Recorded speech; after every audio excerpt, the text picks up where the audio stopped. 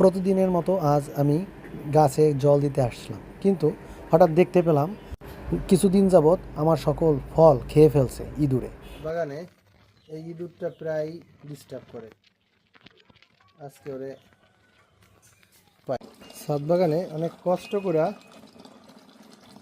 কিছু শাক সবজি এগুলো হয় বা ফল টল হয়, কিন্তু এই যে কিছু বীজ এরা সব ভ্যানিশ করে খাইয়া। আজ এর একটা ইয়ারে কল লাগাইয়া মারলাম। এরা প্রায় এই ঝামেলাগুলো করে। সারা বছর কষ্ট করে সব কিছু ইয়া করি, আর এই ইঁদুর এরা আস্তে আস্তে করে ভ্যানিশ করে। এবছর কিছু আম হয়েছিল,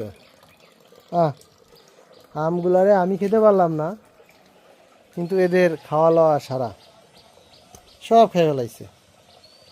রাগ হইয়া কল কিনে আনলাম, কল কিনে আইনা কল দিলাম, 12 থেকে 14টারে মারলাম। এখন আবার কিছু সবজি হয়েছে, তা সব খেয়ে ফেলাই, কি করবো। আবার কল দিলাম,